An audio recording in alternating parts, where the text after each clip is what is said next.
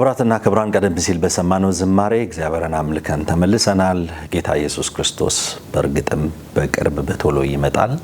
ከሱ ጋር ደግሞ ለዘላለም እንኖራለን። በድጋሚ አብራችሁ እንድትቆዩ በአክብሮት እንጋብዛለን። እንዴት ነው እሁድ? እሁድ በጣም ደስ ይላል።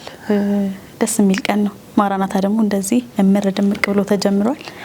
ለሚቀጥሉት 2 ሰዓታት ከተመልካቾች ጋር የተለያዩ ፕሮግራሞችን ይዘን ቆይታ የምናደርግ ነው የሚሆነው። መሲ ሰሞኑን በከተማችን ውስጥ ብዙ መነጋገሪያ ርዕሶች አሉና ከነሱ መካከል ባለፉት 2 ሳምንታት አንስተነው ነበር። ከቲክቶክ አዋርድ ጋር በተገናኘ ከዚያም ደግሞ ሶሻል ሚዲያዎችን በመጠቀም አላስፈላጊ በተለይ የኢትዮጵያዊነትን ባህል፣ እሴት፣ እምነት የሚያጎድፉ ነገሮችን የሚያደርጉ ሰዎች በቁጥጥር ስር ሲውሉ አንዳንዶቹም ደግሞ ነፃ መሆናቸው እየታየ ሲለቀቁ ያየንበት ሳምንታትን አሳልፈናል።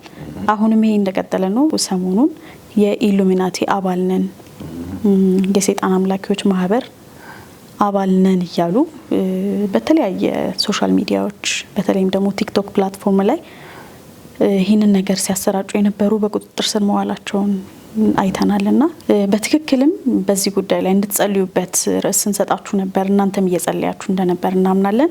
አንዳንዶቻችሁም እየነገራችሁ ነው። ጸሎታችሁ የእውነት እየተሰማ ነው። እግዚአብሔር በስራ ላይ ነው። ይሄ ነገር ተዳፍኖ መቅረት ይችል ነበር፣ ነገር ግን እግዚአብሔር እየገለጠ ነው። ጊዜው ስለሆነ በጣም እጅግ ደስ ብሎናል።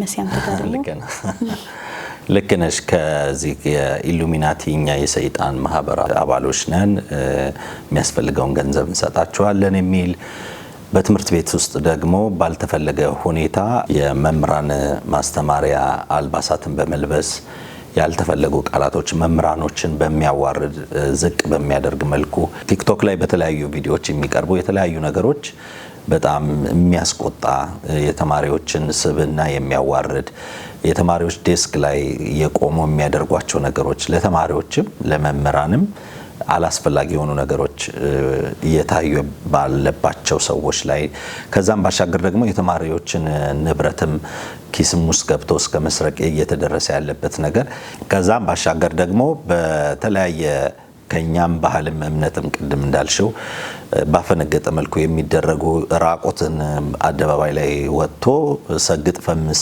እያለ በጣም ታዳጊ ልጅ ሰሞኑን እያየን ነበርና ይሄ ልጅ ወደ እብደት ሁሉ እንዳያመራ ሁሉ እየፈራው። ምክንያቱም አንዳንዱ ነገር ለመንፈስ ፖሰስድ የመሆንም መንገድ መክፈቻ ነውና እንዲህ አይነት ነገሮች በጣም ከባህላችን፣ ከእምነታችን፣ ከወጋችን፣ ከስርዓታችን ውጭ የሆኑ ነገሮች ላይ የአዲስ አበባ ፖሊስ ኮሚሽን ሰሞኑንም እርምጃ እየወሰደ ይገኛል። ይሄን እናበረታታለን።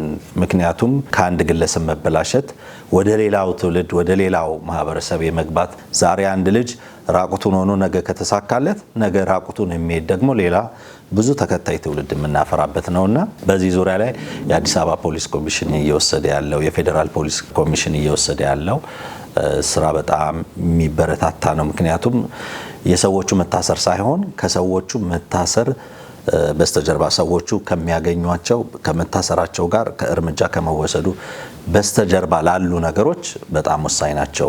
ኢሉሚናቲን አደባባይ ላይ ወጥቶ እስከ ማስተዋወቅ፣ ግብረ ሰዶማዊነትን አደባባይ ላይ ወጥቶ እስከ ማስተዋወቅ የተደረሰበት ኢትዮጵያ ውስጥ እንዲህ አይነት ማንነት እየተፈጠረ ያለበት ነውና እነዚህ ምልክቶች ይዘዋቸው የሚመጡ የህብረተሰቡ ምላሾች፣ የመንግስት ምላሾች ታይቶ በቀጣይ ደግሞ የሆነ ስቴፕ ደግሞ ለመሄድ እያሰቡ የሚያደርጓቸው እንቅስቃሴዎች ናቸው። እነዚህ ዝም ከተባሉ ይቀጥላል፣ እርምጃ ከተወሰደበት ደግሞ ያንን የሚያስቡትን ነገር እንዲያስቀሩት ያደርጋቸዋልና በትምህርት ዓለም ውስጥ በጣም በሚገርም ሁኔታ የትምህርትን አሰጣጥ ሂደት በሚያደናቅፍ መምህራኖችን በሚያዋርድ ክብራቸውን ዝቅ በሚያደርግ መልኩ ተማሪዎችም ደግሞ በትምህርት ዓለም ውስጥ ያላቸውን ተቀባይነት ወይም ደግሞ በስርዓት ትምህርታቸውን እንዳይማሩ እየፈጠረ ያለው ተጽዕኖ በጣም ከባድም እስከ መሆን የደረሰበት ነውና የፌዴራል ፖሊስ የአዲስ አበባ ፖሊስ ብቻ ሳይሆን ትምህርት ተቋማትም በራሳቸው እንዲህ አይነት ነገሮችን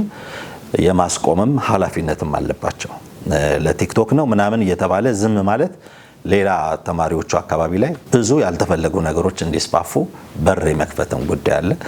ሌላም በኋላ የምናነሳውም ነገር አለ ከትምህርት ጋር በተያያዘ አይደል? አዎ ይኖራል። ስለሱም እናወራለን። ተመልካቾቻችን ቆይታችንን ከኛ ጋር እንድታደርጉ እየጋበዝን ከዚያም ደግሞ ስለ ፓስተር ቤኒን አንዳንድ ነገሮች የተነሳ እንደሆነ ሰምተናል።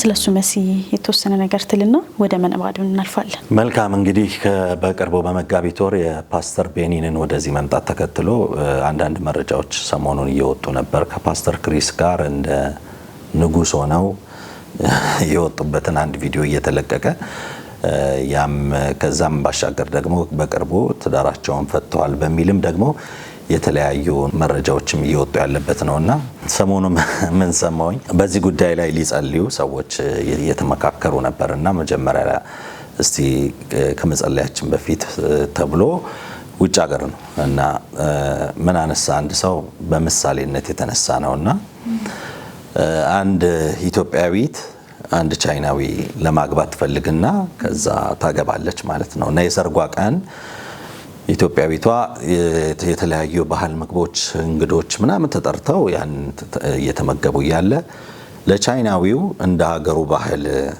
ምግብ ይዘጋጅለት ይባልና እንደ ሀገሩ ባህል ምግብ ተዘጋጀለት። እናትየው የልጅቷ እናት የኢትዮጵያን ባህል ምግብ በአንድ ጊዜ ከሚበላ የራሱን ባህል ምግብ ቢበላ ይሻላል ብለው እሱ ያመጣውን ምግብ አዘጋጁለት። እሱም በላ። እሷ ደግሞ የኢትዮጵያን ባህል ምግብ መብላት ተጀመረ ማለት ነው። ከዛ ሊያልቅ አካባቢ ሲል ምግቡ ላይ ትላትል ነገር አለው የሱ የቻይናው ምግብ ላይና እቺ ሙሽሪቷ ምን አለች እናትየዋን ማየ እንትን ክደኝው አለቻት። ከዛ ምን እንዳይገባበት ብላለች። ኦሬዲ ሁሉም አለ ምግብ ውስጥ እና አሁን የቤኒን መምጣት ኢትዮጵያ ውስጥ ምን እንዳይጨምር ነው። ኦሬዲ ሁሉም ነገር አለ። የስህተት ትምህርቱም ልምምዱም ምኑም ነገር አለና ከዛ ያለፈ ነገር ምን ኖሮ ነው ክደኙ የምትይኝ አይነት ነገር እንዳለችው እኛም ሀገር እንደዚህ አይነት ልምምዶች ባሉበት ዓለም ውስጥ እዚህ ጋር ያለውን ነገር መለወጥ ከተቻለ አቋም መውሰድ ከተቻለ መለወጥ ከተቻለ መልካም። ግን እንደ ቻይናው ባህላዊ ምግብ መጀመሪያ መደረግ ያለበት ነገር ቢደረግ መልካም ነው ብዬ አስባለሁ። እንግዲህ በዚህ ወደ መነባነብ እንለፍ። በቀዳሚነት ወደ እናንተ ከሚደርሰው ፕሮግራማችን መካከል አንዱ የሆነው መነባነብ ነው። ዛሬ በአሳየኝ ለገሰ ጊዜ የለም የተሰኘው መነባነብ ወደ እናንተ ይደርሳል። ተመልሰን እንገናኛለን። በልጅነቴ በጣም ምፈራቸው ብዙ ነገሮች ነበሩ። ከነዚህ ከምፈራቸው ብዙ ነገሮች መካከል አንዱና ዋነኛው ሞት ነው። መሞት በጣም ያስፈራኝ ነበር። ሞትን ማይፈራ ማን አለና ነው አንተ ብቻህን የፈራው ልትሉኝ ትችሉ ይሆናል። የኔ የሞት ፍርሃት ግን ይሄ ልከኛ ከሚባለው የሞት ፍርሃት ትንሽ ከፍ ያለ ይመስለኛል። በልጅነቴ የነበረኝ የሞት ፍርሃት ማለት ነው። መሞት ብቻ አይደለም ደግሞ የሚያስፈራኝ ከመሞት ጋር የተያያዙ ነገሮች በሙሉ። ለምሳሌ ስለ ሞተ ሰው ቤት ውስጥ የሚወራ ወሬ በጣም ያስፈራኛል። የዛን ዕለት አልተኛም። ብዙ ጊዜ ቤታችን በልጅነቴ ትዝ ይለኛል መንገድ ዳር ነው የሚሆነው እና መንገድ ዳር ደግሞ ሲሆን የሆነ ሰፈር ላይ የሆነ ሰው ከሞተ ለቀስተኛ በዛ መንገድ ያልፋል አይደለ? እያለቀሰ የሚያለቅሱበት የሚሆኑት ነገር ጩኸቱ ያስፈራኛል። በአጥር በኩል አንዳንዴ እንደምንም አጮልቄ ማይባቸው ጊዜያት ነበሩ። በጣም ደግሞ ከዚህ ጋር ተያይዞ የሚያስፈራኝ የሬሳ ሳጥን አያስፈራም? እንደገና ሬሳ ሳጥኑ የሚለብሰው ጨርቅ አስተውላችሁ አይታችሁታል? ቀይ መሀል ላይ የሆነ በግራጫ የተጎረጎረ ነገር። ሁለቱም በነገራችን ላይ ሁለቱም ከለሮች በቀለም ሳይንስ በጣም ረባሽ ከለሮች የሚባሉ ናቸው እና በጣም ይረብሸኛል የሬሳ ሳጥን። እሱ ብቻ አይደለም ደግሞ የሚረብሸኝ ሌላም ነገር አለ። አሁን ትምህርት ቤት ስንሄድ ቤተክርስቲያን አለ ሰፈራችንና እንደምታውቁት በሽቦ አጥር የታጠረ ቤተክርስቲያን ነው እና ከሽቦ አጥሩ ትንሽ ሜትሮች አለፍ ስትሉ ከርቀት የሚታዩ ነገሮች አሉ። የተደረደሩ መቃብሮች፣ የሞቱ ሰዎች፣ በእብነበረድ የተጻፈ ጥቅስ ታያላችሁ። ጥቅሱ ያስፈራል። በጣም ደግሞ ከጥቅሱ በላይ የሞተ ሰው ፎቶ አያስፈራም? በጣም ነው የሚያስፈራው። ከለር ፎቶዎች ራሱ ቢኖሩ ለምን እንደሆነ አላቅም ሰውየው ኢሚዲየትሊ ሲሞት ወዲያው ተወስዶ ብላክ ይደረጋል እና ፈገግ ብሎ የተነሳው ብዙ ፎቶ ቢኖረው ሟች እንዲህ በቃ አስፈሪ የሆነበት ምናምን ነው የሚደረገውና በጣም ያስፈራኛል በዛ በኩል በማልፍበት ጊዜ። እና በአጠቃላይ ከሞት ጋር የተያዘ ወሬም ያስፈራኛል፣ ሞትም ያስፈራኛል። ሞትና ሞት ነክ ነገሮች በጣም ያስፈሩኝ ነበረ በልጅነቴና በአጋጣሚ መፈራው ቦታ የሚሄድበት አንድ የተለየ አጋጣሚ ተፈጠረ ማለት ነው። የአጋጣሚ ምንድነው? ሳንዴ ስኩል አብሮን የሚማር እኩያችን ልጅ ነው። እሱም ከወላጆቹ መካከል አንዳቸው ሞቱ። እዛ ሲሞቱ በቃ ሳንዴ ስኩል አብረን ነው የምንማረው። መምህራችንም ለቅሶ መቅረት አትችሉም ማናችሁም፣ እንደውም ተገኝታችሁ ቀድማችሁ ማጽናናት አለባችሁ ተባልን ማለት ነው። ከዛ ጓደኞቼ ቤት መጡ። እንሂድ ለቅሶ ቤት አሉኝ። በጣም እኮ ነው የምፈራው አልኳቸው። ምን ያስፈራሃል? በቃ ና እንሂድ እንደምንም ብለው አበረታተውኝ ለቅሶ ቤት ሄድኩኝ። ከርቀት ሲል ድንኳን ተጥሏል። እንደምንም ሄድኩ። ከርቀት አጮልቄ ቁጭ አልኩኝ ለቅሶ ቤት። ከዛ ማቃቸው ሰዎች አገኘው። ብዙ ነገር እንደፈራሁት አልሆነም ጭራሽ። እሁድ ቤተ ክርስቲያን ውስጥ የማውቃቸው መደበኛ ፕሮግራሞች ተጸለየ፣ አስከሬን ሽኝት ላይ ማለት ነው፣ ይዘመራል፣ ኳይር ዘመረ። ከዛ በኋላ ደግሞ ስብከት ነበረ። ማውቃቸው ፕሮግራሞች ናቸው፣ ደስ ቢሉ ፕሮግራሞች ነበሩ። ትንሽ የሆነ ፍርሃቴ ግፍፍ አለልኝ እና እዛ ለቅሶ ቦታ ላይ በጣም የማረሳው እስካሁንም ድረስ የማስታውሰው ኳይሮች የዘመሩት በልጅነት አእምሮ የማረሳው መዝሙር አለ። እንዲህ ይላል። ነፍሴ ወደ አምላኳ ስጋም ወደ አፈሩ ሳይመለስ ቶሎ ቶሎ ብዬ ስራዬን ልጨርስ። ድምፄ እንዳረበሻችሁ ተስፋ አረጋለሁ። ኳይር እሺ እገባለሁ እመጣለሁ። እንዲህ የሚል መዝሙር ሰማሁኝ በልጅነት አእምሮዬ በጣም ታትሞ የቀረ ነው። ከዛ በኋላም ያው የቅርብ ሰው ሲሞት፣ ጎረቤት ሲሞት፣ ቤተክርስቲያን የምናውቀው ሰው ሲሞት ለቅሶ ፕሮግራሞችን እንደዚህ ሽኝት መርሃ ግብሮችን ድፍረት እያገኘው ቀስ በቀስ መሄድ ጀመርኩኝ። በጣም የሚገርማችሁ ነገር በእነዚህ የተለያዩ በዛ እድሜ የሄድባቸው ከነበሩ የለቅሶ ወይም ደግሞ የአስከሬን አሸኛኘት የቀብር ስነ ስርዓቶች ላይ ሁል ጊዜ የሚዘመረው መዝሙር ይሄ ነው። ሁሉ በተደጋጋሚ ያልገጠማችሁ? ልክ የሰርግ ቤት መዝሙር እንደሚባለው የለቅሶ ቤት መዝሙር ነው። በልጅነት አእምሮ ምንድን ነው ያሰብኩት? በቃ ይሄ መዝሙር የለቅሶ ቤት መዝሙር እና ፓስተር ተስፋዬም ሲጽፈው በቃ ለቀብር ስነ ስርዓት አስቦ የጻፈው ነበር የሚመስለኝ ማለት ነው። አይታደግ የለም አደግን እያደግኩ ከዛኛ ቤት ደግሞ በጣም ተዘውትረው ከሚሰሙ ዝማሬዎች መካከል ዋናው የፓስተር ተስፋዬ መዝሙሮች ነበሩ። ቁጥር አንድ ሲያል ቁጥር ሁለት ቴፕ ካሴት ነበረ፣ በካሴት በቴፕ ጊዜ ማለት ነው። እና እሱ ላይ ሰማ ነበር። እና እንግዲህ ይሄ መዝሙር ሰማው ካደግኩ በኋላ እና ስሰማ አንድ ነገር ነው ያስተዋልኩት። ይሄ መዝሙር የተዘመረው ለሚሸኝ ሰው ሳይሆን ለሚሸኝ እንደሆነ ገባኝ ማለት ነው።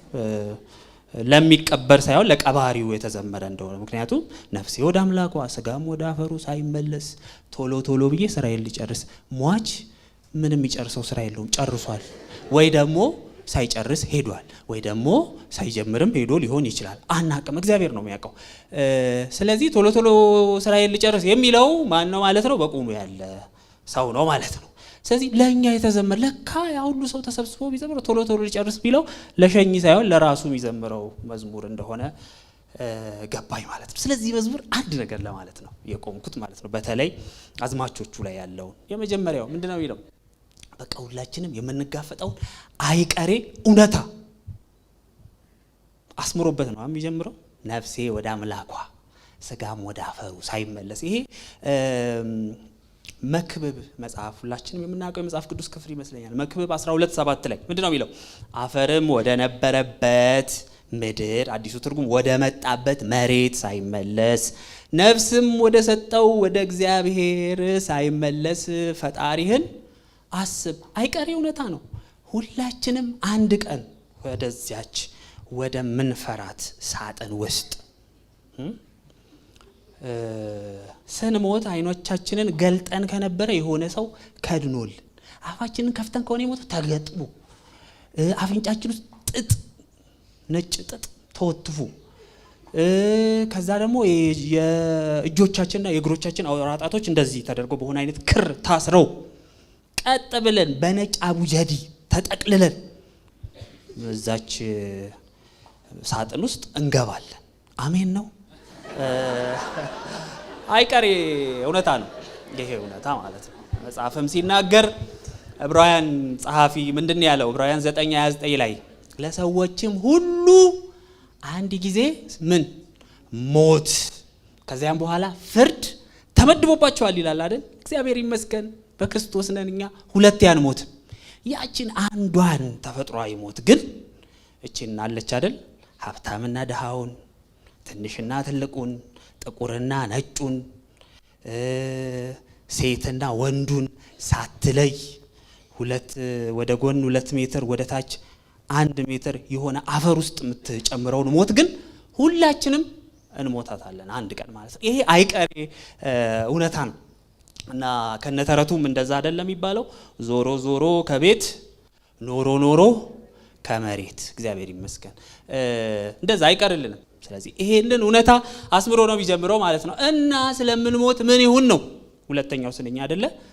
ነፍሴ ወደ አምላኳ ስጋም ወደ አፈሩ የሚመለስበት ጊዜ አለ። ስለዚህ ምን ይሁን? ቶሎ ቶሎ ብዬ ስራዬን ልጨርስ። ስራ አለብን ሁላችንም በክርስቶስ ኢየሱስ ነን የምንል ሰዎች ሁሉ ከእግዚአብሔር የተቀበልነው ስራ አለ ልንሰራው የሚገባን ማለት ነው። ብዙ ጊዜ ስራ ሲባል እኛ ኤቫንጀሊካልና ፕሮቴስታንት ትራዲሽን ውስጥ ጥሩ ምልከታ የለንም አይደለም። ለስራ የተቀዳንበት እኮ ምንጭ ነው አይደለ? ፕሮቴስታንት ትራዲሽን ሁላችሁም እንደምታውቁት ከካቶሊክ ነው የወጣ ነውና ከካቶሊክ ስንወጣ በ16ኛው ክፍለ ዘመንና ከዛም በፊት በመካከለኛው ዘመን የነበረችው የካቶሊክ ቤተክርስቲያን እንደምታውቁት ስራን ከጸጋ ከእግዚአብሔር ሉዓላዊ ምርጫ ከእምነት ኢለቬት የምታደርግ ቤተክርስቲያን ነበረች። አንዳንዶች እንደዛ አይደለችም ብለው የሚሞግቱ ሰዎች ሊኖሩ ይችላሉ። ግን አትሊስት እነ ሉተር እንደዛ እንደሆነች አምነው ነው የወጡት ማለት ነው። ስለዚህ ምን አይነት ትራዲሽን ነው ፕሮቴስታንት የፈጠረው? የካቶሊክ ካውንተር የሆነ ማለት ነው። እዚህ ጋር ስራ ስራ ስራ ሲባል እዚህ ጋር ስራ አያስፈልግም የሚል የሆነ ጽንፍ ላይ ሄደ ነው። ስለዚህ ከዛ የተነሳ ስራ የሚለው ነገር ደስ አይለንም። እውነት ነው ለድነት ምንም ስራ አያስፈልግም አይደለ? ግን ደግሞ የዳነ ሰው እንዴት ነው? ኤፌሶን ምዕራፍ 2 ቁጥር 10 ብዙዎቻችን የምናውቀው የመጽሐፍ ቅዱስ ክፍል ምንድን ነው ይለው? እኛ ፍጥረቱ ነንና እንመላለስበት ዘንድ እግዚአብሔር አስቀድሞ ያዘጋጀውን መልካሙን ስራ ለማድረግ በክርስቶስ ኢየሱስ ምን ሆንን? ተፈጠርን። በክርስቶስ ኢየሱስ የተፈጠርነው እግዚአብሔር አስቀድሞ ያዘጋጀውን ስራ ለመስራት ነው ይላል። ቁጥር 10 ላይ ነው። ከቁጥር 1 እስከ 9 ደግሞ ስታነቡ ሐዋርያው ጳውሎስ ሙግቱ ምንድን ነው? ስራ የሚባል ነገር አያስፈልግም ነው የሚለው። አይታችሁ ከሆነ መጀመሪያ ሲጀምር የሰው ልጅ ስታተስ ተናግሮ ነው የሚጀምረው። ምንድን ነው የሚለው? በፍጥረታችን የቁጣ ልጆች ነበርን፣ በበደላችን ምክንያት ሙታን ነበርን፣ ከእግዚአብሔር ጋር የተጣላን ነበር። እንደውም ይባስ ብሎ በአየሩ ላይ ስልጣን ያለው አለቃ መንፈስ ፈቃድ፣ አሁን በማይታዙ ልጆች ላይ በሚሰራው መንፈስ ፈቃድ ነበር የምትመላለሱት፣ የስጋችሁን ፈቃድ ነበር የምታደርጉት ይልና ምንም ተስፋ የላችሁም ይላል። ከዛስ በኋላ ተስፋ ደግሞ አለ። በራሳችሁ ተስፋ የላችሁም፣ ግን ተስፋ አለ። ያ ተስፋ ከወደደን ከትልቅ ፍቅሩ የተነሳ በበደላችንና በኃጢአታችን ሙታን በሆነን ጊዜ ከክርስቶስ ጋር ምን ያደረገን? ሕይወትን ሰጠን። ስለዚህ ተስፋችሁ ማን ነው? ኢየሱስ ነው ይልና ለምንድን ነው እኔ መዋጮ ያላዋጣሁት ምናምን ስትሉ ማንም እንዳይመካ ቁጥር 9 ላይ እንደዛ ቢለው ማንም እንዳይመካ በስራ አይደለም ሲል ቁጥር 9 ላይ አይ በቃ ስራ ያስፈልግማ ብላችሁ ፈታ ልትሉ ስትሉ ይሄ ማለት ግን ጳውሎስ አላለም ይመስለኛል፣ ግን በቅንፍ ያለ ይመስለኛል 9 እና 10 ማለት ይሄ ማለት ግን ለመዳን ምንም ስራ ያስፈልግም ማለት ከዳናችሁ በኋላ አትሰሩም ማለት አይደለም። እንደውም የዳናችሁት ራሱ ያን ስራ እንድትሰሩ ነው ይላል ማለት ነው። ስለዚህ ከእግዚአብሔር የተቀበልነው ሁላችንም ከጌታ ጋር ተነጋግረን ምን ሰራልህ ዘንድ ትወዳለህ፣ እንዴት ነው ልሮጥልህ የሚያስፈልገኝ ብለን ልንሰማና ልንሰራ የሚገባው ስራ አለ። ይሄንን ይነግረናል መዝሙሩ። የመጀመሪያው ቁጥር ምንድነው የሚለው? ሲተጉ የሚያገኛቸው ሲመጣ ጌታቸው በመክሊታቸው የሰሩ ምስጋና አላቸው። አገልግሎቱን ያልናቀ በጥቂቱ ታምኖ ብድራቱን ይቀበላል፣ ስራው ተመዝኖ አይደል የሚለው። ስለ መክሊት ያወራል። በመክሊታቸው የሰሩ ስራ የሚባል ነገር አለ ማለት ነው። ያ ጌታ ትዝ ይላችኋል አይደለ? መክሊት ካከፋፈላቸው በኋላ አንድ ቀን እመጣለሁ ተመልሼ ከመጣሁ በኋላ አትርፋችሁ ሰርታችሁ እንድትጠብቁኝ፣ ስለዚህ ይመጣል ማለት ነው። እንደ ኢየሱስ ተመልሶ ከሚመጣባቸው መሰረታዊ ምክንያቶች አንደኛው ለእያንዳንዱ እንደ ስራው እከፍል ዘንድ አይደል የሚለው። ስለዚህ ስራ አለ፣ ነገ የምንጠይቅበት ተመዝኖ የተሰጠን ስራ አለ። ታዲያ ጥያቄው ይህን ስራ እንዴት እንስራ? የመጨረሻ ነጥብ እዛው መዝሙር ላይ ታገኙታላችሁ። እንዴት እንስራ? ቶሎ ቶሎ ቶሎ ቶሎ። እኔ የመዝሙሩ ኃይለ ቃል ያለው እዚህ ላይ ይመስለኛል። አንዳንድ ጊዜ ግጥም ላይ ቅኔ ላይ ምናምን ስታነቡ ኃይለ ቃል ያለበት ቃል የምትሉት ነገር አለ አይደል? ኃይለ ቃሉ እዚህ ይመስለኛል። ፓስተር ተስፋዬን ጠይቄ አይደለም ግን ሲመስለኝ ነው። ከተሳሳትኩ ደግሞ በኋላ የምታረምበት ሂሴን የምወጥበት ፕሮግራም ይኖራል ብዬ አስባለሁ። ቶሎ ቶሎ የሚሰራ ስራ ምን አይነት ነው? የጊዜ እጥረት ያለበት ስራ አይደለም። አስቸኳይ አንገብጋቢ አይነት ስራ አይደለም። የእግዚአብሔርን ስራ እንደዛ እንስራ። ለምን? ጊዜ የለም፣ በቂ ጊዜ የለም ነው የሚለው። እዛው ቀጣዩ ቁጥር ላይ ምንድን ነው የሚለው? ለምን ቶሎ ቶሎ? ጥቂት ታይቶ ኋላ እንደሚጠፋ እንፋሎት እንደሆነ መቼ አጣሁት ከቶ የኔ ህይወት ጥቂት ታይቶ ኋላ እንደሚጠፋ እንፋሎት ስለሆነ በጣም በፍጥነት ስለሚያልፍ ይሄ ያዕቆብ ምዕራፍ 4 ቁጥር 14 ላይ የተናገረው ማለት ነው። ጊዜ የለም። ታዲያ ምን ይሁን እንግዲህ? ያው ታከተኝ ሳልል ልሩጥ ለጌታዬ፣ የሰነፍ ሰው ሞት እንዳልሞት ልትጋ ባላማዬ። ስለዚህ እዚህ ክፍል ላይ አይታችኋል የሰውን እድሜ እንዴት ነው የገለጠው? እንደ እንፋሎት። እኔ መጽሐፍ ቅዱስ ላይ የሰውን እድሜ ለመግለጽ የዋሉ የመጽሐፍ ቅዱስ ክፍሎች በጣም ያስገርሙኛል። ለምሳሌ ኢዮብ ስለ ሰው ልጅ እድሜ ሲናገር ኢዮብ ምዕራፍ 9 ቁጥር 25 ላይ ምንድነው የሚለው? ከሚሮጥ ሰው ይልቅ ዘመኔ ምን ይሆናል? ይፈጥናል። የሆነ በጣም ፈጣን የምትሉትን ሯጭ በአእምሯችሁ ያዙና ከዛ ሰው ይልቅ ዘመኔ ምን ይሆናል? ይፈጥናል። ኢዮብ ያንን ብሎ የረካ አይመስለኝም። ከሯጭ ጋር ብቻ ባስመስለ ቆይ ሌላ አለና ያመጣል። ወደ ንጥቂያው የሚበር ንስር ታውቃላችሁ? ልክ ዘመኔ ወደ ንጥቂያው እንደሚበር ንስር በቶሎ ያልፋል ይላል። ንስር ወደ ንጥቂያው ሲበር ናሽናል ጂኦግራፊ ምናምን አይታችኋል? ከምን ያህል ከፍታ ላይ እኛ አጠገቧ ሆነን ማናያትን አሳ አይቷት ይመጣል ማለት ነው። ከዛ ልታመልጥ እየሞከረች ያለ ገብቶ ይዟት ይወጣል። በምን አይነት ፍጥነት ቢመጣ ነው? እድሜያችን እንደዛ ነው። እሺ በጣም በፍጥነት ያልፋል። እና ግን የሰው ልጅ ደመነፍሳዊ አዘንብሎት ጊዜን በተመለከተ ምን እንደሆነ ታውቃላችሁ? ጊዜ አለ የሚል አይነት መዝናናት ውስጥ የመግባት አይነት ፈተና አለብን ሁላችንም ማለት ነው። እንደዛ ነው። ሰይጣንም እንደዛ የሚፈትነን አይመስላችሁ? ረጋ በል ጊዜ አለ ነገ ይደርሳል ሚለን ይመስለኛል። ጆናታን ኤድዋርድስ የሚባል አሜሪካዊ መጋቢ ታውቁት እንደሆነ ሰይጣን ሰዎችን ጊዜን በተመለከተ የሚዋሻቸው ውሸቶች ብሎ የተናገረው ነገር አለ። አንድ ውሸት ነው የሚዋሸው፣ ግን በተለያየ እድሜ ክልል ውስጥ ያሉ ሰዎችን የሚዋሸው ውሸት ብሎ የተናገረዋል። አንደኛ ወጣቶችን ሲያገኝ ሰይጣን ይመጣና ተረጋጋ፣ ጊዜ አለ፣ ገና መጀመርክ፣ እድሜ ማረዳ ላይ ነው ያለው፣ መች ተማርክ፣ መች ተመረክ፣ መች አገባ፣ መች ወለድክ፣ መች ገና ምን አለ ጊዜ አለ ይልና አደገኛ መረጋጋት ውስጥ ይከታቸዋል ይላል። ከዛ ሳያውቁት እድሜያቸው ሮጦ የሆነ ጊዜ ላይ ሲነቁ ምን ሆነዋል?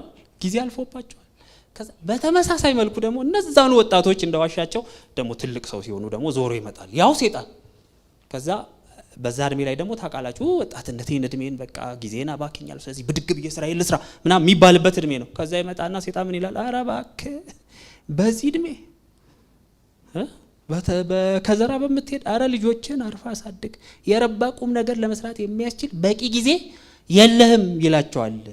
በጣም የሚያሳዝነው ነገር ያኔ በወጣትነታቸው እንዳመኑት አሁንም ምን ያደርጉታል ይላል? ያምኑታል ይላል። ስለዚህ ምንድነው ጊዜ እንዳለፈብን የሚሰማን ሰዎች ካለን ከነገ የተሻለ እግዚአብሔርን ስራ ለመስራት ጊዜው መቼ ነው? ዛሬ ነው።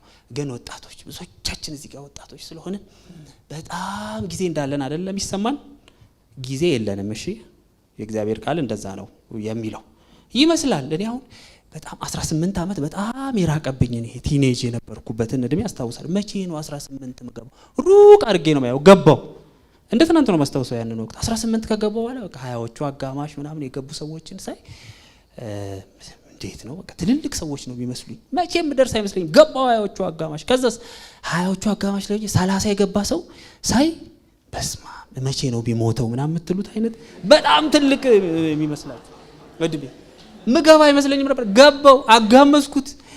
አሁን በጣም ሞኝ አይደለው 50 ሩቅ ይመስለኛል። 50 በጣም ቅርብ ነው የሚዳሰስ ነገር ስላልሆነ እንጂ ቅርበቱ ማለት ነው እንደዚህ ልነካው ሁሉ የምችልበት አይነት ቅርበት ላይ ነው ያለው። ስለዚህ በሚቀጥለው መካረ እንደውም ስመጣ 50 ገብቼ እና እድሜያችን በጣም ነው የሚሮጠው። ሰይጣንስ ገና ነህ ተረጋጋ መቼ ያስከው ይለናል ይላል ጆናታን ኤድዋርድስ ማለት ነው። ስለዚህ ጊዜ የለንም የእግዚአብሔርን ስራ ለመስራት። ለነገ የምናሳድረው ምንም ነገር የለም። ጊዜ አለኝ የሚለው አመለካከት ምን ይፈጥራል ታውቃላችሁ? የመጨረሻ የምናገረው ነገር ለስራው ቸልተኝነት። ጊዜ አለኝ ብሎ የሚያስብ ሰው ለምን ይሰራል? መዝሙሩ እንደዛ ነው የሚለን። ምን ይላል? አደራው ከቶ ማይገዳቸው ቸልተኞች፣ የጌታቸውን መመለስ የረሱ ዝንጎች። ለምንድን ነው ቸልተኛ የሆነው? ያ ስለዚያ መጋቢ ነው ሉቃስ ምዕራፍ 12 ላይ ያለው ትዝ ይላችኋል። መጀመሪያ ላይ ስለ መልካሙ መጋቢ ይናገራል። እንኪያስ ምግባቸውን በጊዜው ይሰጣቸው ዘንድ ጌታው ቤተሰቡ ላይ የሚሾሙ ታማኝና ልባም መጋቢ ማን ነው? ያንን ባሪያ ጌታው ሲመጣ ምን ያደርገዋል? ይሸልመዋል፣ ያገለግለዋል። ያ ባሪያ ግን ጌታዬ እስኪመጣ ድረስ ይዘገያል ብሎ ቢያስብ ሞራል ኢምፕሊኬሽኑን ይዩት። ይዘገያል ብሎ ስላሰበ ምን ሆነ? መብላት፣ መጠጣት፣ መስከር፣ ባሮቹን መደብደብ ጀመረ ይላል አይደል? ከዛስ ለምንድን ነው እንደዛ ያደረገው? ጊዜው ገና ነው፣ ጌታዬ እስኪመጣ ይዘገያል ብሎ። ከዛስ ዘገየ እንደ ጌታው ባላሰባት ሰዓት ድንገት መጣበት ይላል። ከዛስ ለሁለት ይሰነጥቀዋል። ፍርድ ማለት ነው።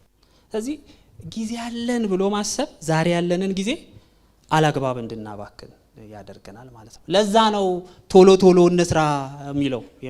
ሁልጊዜ ክርስቲያን መኖር ያለበት የአእምሮ ቅኝት ጊዜ የለኝም፣ የእግዚአብሔርን ስራ ለመስራት መፍጠን አለብኝ፣ ቶሎ ቶሎ መስራት አለብኝ። መዝሙሩ ሲጨርስ እንዲህ ነው የሚለው፣ ምኞቱን ቢሆንልኝ የሚለውን ነገር ይገልጻል። ምንድን ነው የሚለው? መልካሙን ገድል ተጋድያለሁ አበቃሁኝ፣ ሃይማኖትን ጠብቄያለሁ ሩጫውን ጨረስኩኝ። እንደ ጳውሎስ ለማለት እመኛለሁ ነው እኮ በቃ ቢሆንልኝ እንደ ጳውሎስ መልካሙን ገድል ተጋድል ሩጫውን ጨረስኩ። ይሄ ጥቅስ እንደው ቅድም እንዳልኳችሁ እንደ የለቅሶ ቤት መዝሙር እንደመሰለኝ ሁላ የመቃብር ላይ ጥቅስ አይመስላችሁ?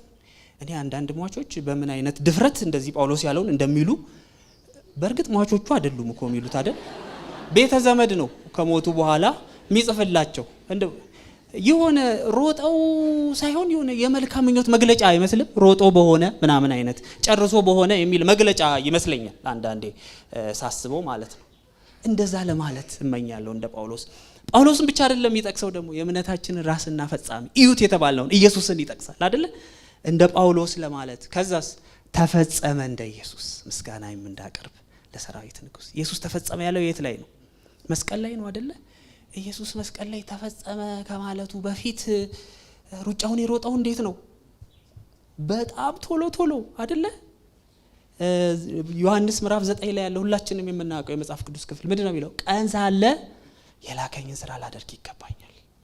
ማንም ሊሰራ ማይችልባት ሌሊት ትመጣለች። አለች፣ ከፊት አለች። የት ናት? በጣም ቅርብ ናት። ምን ታረጋለች? ማንም ሊሰራባት ማይችላት ሌሊት ናት። ስለዚህ ምን ላድርግ? አሁን ቀን ሳለ የአባቴን ፈቃድ ልፈጽም። ይሄ በኢየሱስ ክርስቶስ የነበረ የአእምሮ ቅኝት በእኛ ሊኖር አይገባም ትላላችሁ? ጊዜን በተመለከተ ጊዜ የለም እና ሩጫችንን ጨረስን ለማለት የምንችለው እንደዚህ ቶሎ ቶሎ ስንሰራ ነው። አፈርም ወደ መጣበት መሬት ሳይመለስ፣ ነፍስም ወደ ሰጠው ወደ እግዚአብሔር ሳይመለስ ቶሎ ቶሎ ብለን ስራችንን ጨርስ። እግዚአብሔር ይርዳን። ተባረኩ።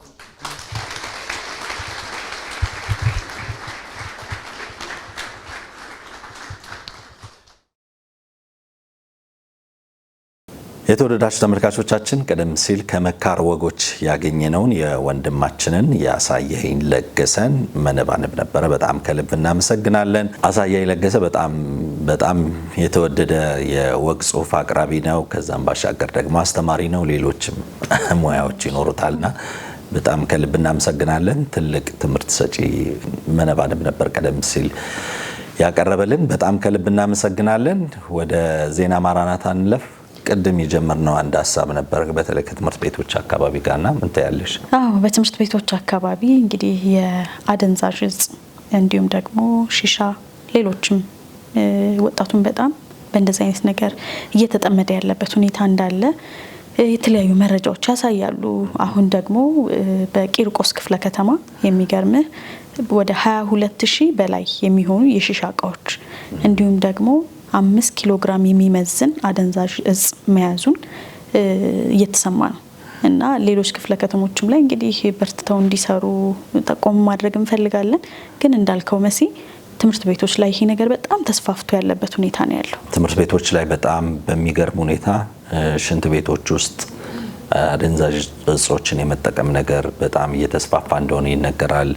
ከዛም ባሻገር በረፍት ሰዓት በሌሎችም በትምህርት ቤት ዙሪያ ላይ ባሉ አካባቢዎች ላይም እንደዚሁ የአደንዛዥ እጾች መስፋፋት እየጎላ እንደመጣ ስፔሻሊ ደግሞ የክርስቲያን ልጆች ወይም ደግሞ ክርስቲያን ወጣቶች በዚህ ነገር ውስጥ ሙሉ ሰለባ እየሆኑ እንደሆነ የአንዳንድ ክርስቲያን ወላጆች በዚህ ጉዳይ ላይ እየተጠሩ ስለ ልጆቻቸው እየተነገራቸው ልባቸው በጣም እያዘነ እየተሰበረ እንደሆነ በተለያዩ ጊዜያቶች እየሰማን ያለንበት ጊዜ ውስጥ ነው ያለነውና ከዛም ባሻገር ደግሞ ከትምህርት ቤትም ባሻገር ደግሞ እንደዚሁ አደንዛዥ ዕፅ እየተጠቀሙ ደግሞ እስከ አገልግሎት እስከ መዘመር ሌሎችንም አገልግሎቶች እስከ መስጠት የተደረሰበት ሁኔታም እንዳለ እንሰማለን። ብዙ ጊዜ ይህንን ላለመናገር ታውቂያለሽ ስንጥር ነበረ። ነገር ግን ነገሩ እየተስፋፋ እየመጣ ቸርች መድረክ ላይም ጭምር ሰው አደንዛዥ ዕፅ እየወሰደ እያገለገለ ጉባኤውን አናወጥኩት እንደዚህ ያደረግኩት እስከ ማለት ሰዎችም አንድ ጉባኤ ሙሉ ደግሞ እንደነዚህ ያሉ ሰዎች መታው እንኳን መለየት ዲዘርኒንግ ስፕሪት እስከማይኖራቸው መለየት እስከሚያቅታቸው ድረስ ያ ሁሉ ጉባኤ በዚህ አይነት መንፈስ መወሰድ እየበዛ እየተስፋፋ የመጣበት ጊዜ ውስጥ ነው ያለነውና በጣም አሳፋሪ በጣም ልብ የሚሰብር የምንሰማቸው የምናያቸው ነገሮች ሁሉ ጆሮን ጭው የሚያደርጉ ልብን የሚያሳዝኑ ነገሮች ነው። አንዱ የመጨረሻው ዘመን ምልክትም እንኳን ቢሆን እንዴት ለዚህ ነገር መፍትሄ ይጠፋል የሚለው ነገር ደግሞ በጣም ትልቅ ጥያቄ የሚፈጥር ጉዳይ ነው። በጣም አሳሳቢ ነው። አሳሳቢም ስለሆነ ነው ተመልካቾቻችን ወደ እናንተ ይዘን የመጣ ነው። ይሄን ነገርኛ መስማት ከጀመርን ሰነባብተናል።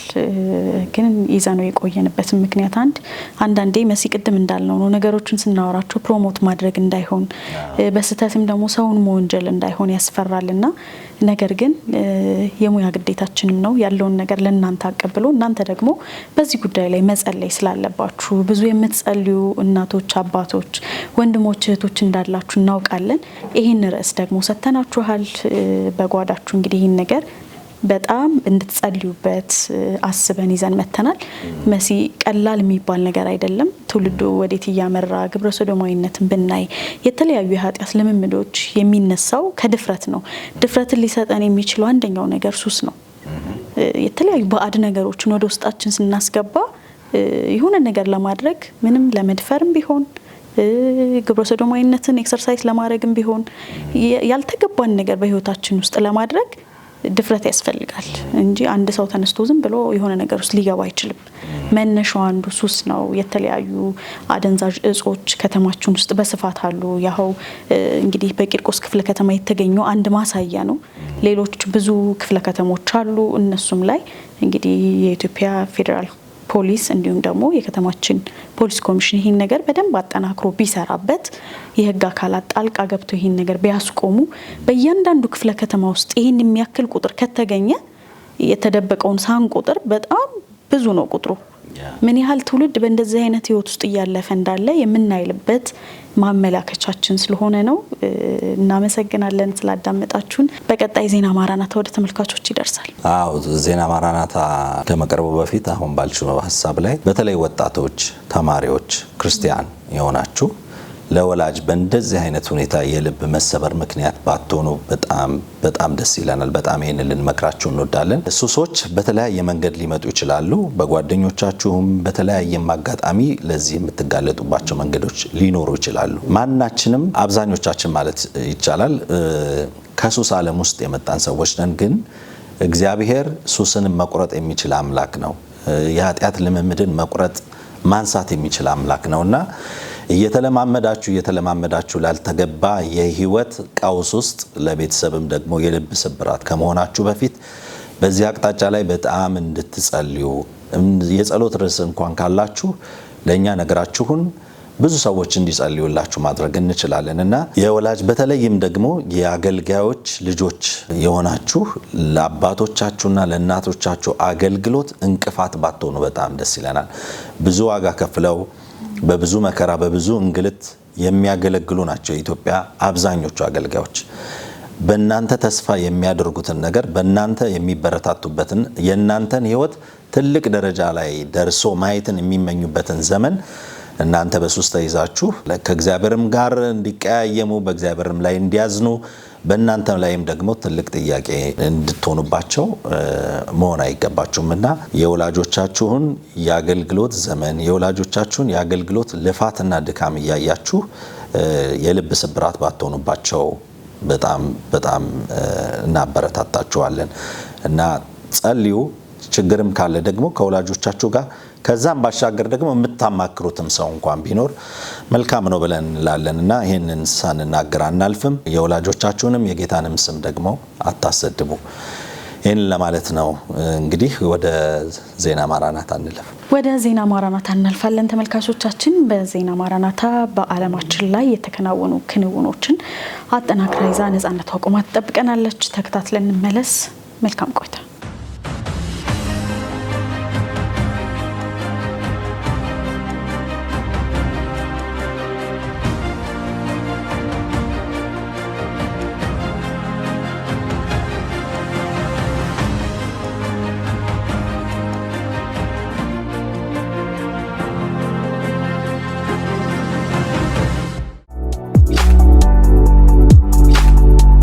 ሰላም ለእናንተ ይሁን። የዕለቱን የማራናታ ዝግጅት ዜናዎችን ይዘንላችሁ ቀርበናል። ከመረጃዎቹ ጋር ነጻነት ዋቁማ ነኝ።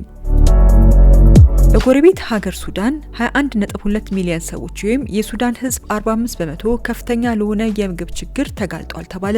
9.5 ሚሊዮን ሰዎች የውስጥ ተፈናቃይ ሲሆኑ 4.35 ሚሊዮን ሰዎች ደግሞ ሀገሪቱን ለቀው ተሰደዋል ተብሏል። በሀገሪቱ በተከሰተው ጦርነት 10 ሚሊዮን ህጻናት ከትምህርት ገበታ ውጪ ሲሆኑ ከተፈናቀሉት መካከል 51% ያህሉ ህጻናት ናቸውም ተብሏል። ከሀገር ከተሰደዱት መካከል 1.5 ሚሊዮን ወደ ግብጽ፣ 1.25 ሚሊዮን ወደ ደቡብ ሱዳንና 1.2 ሚሊዮን ሰዎች ወደ ቻድ ሲሰደዱ ከተሰደዱት መካከል 30%ዎቹ የሱዳን ዜጋ አይደሉም ተብሏል። በሱዳን በተከሰተ የእርስ በርስ ግጭት በርካታ ሰዎች ሲገደሉ፣ ብዙዎች ደግሞ የመኖሪያ ቀያቸውን ለቀው እየተሰደዱ ይገኛሉ።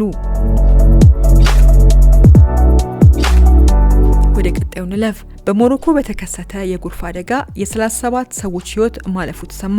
የሞሮኮ የሀገር ውስጥ ሚኒስቴር ድንገተኛ ጎርፍ በአንድ ሌሊት 70 መኖሪያ መንደሮችና 10 ተሽከርካሪዎችን አውድሟል ብለዋል። ሚኒስትሩ ትምህርት ቤቶች ለ3 ቀናት ዝግ ሆነዋልም ሲሉ ገልጸዋል። አደጋው የተከሰተው ከዋና ከተማዋ ራባት በ320 ኪሎ ሜትር ርቀት ላይ በምትገኘው የሳፊ ከተማ ሲሆን በከተማዋ ከ300 ሺህ በላይ ነዋሪዎች እንደሚገኙ ተገልጿል።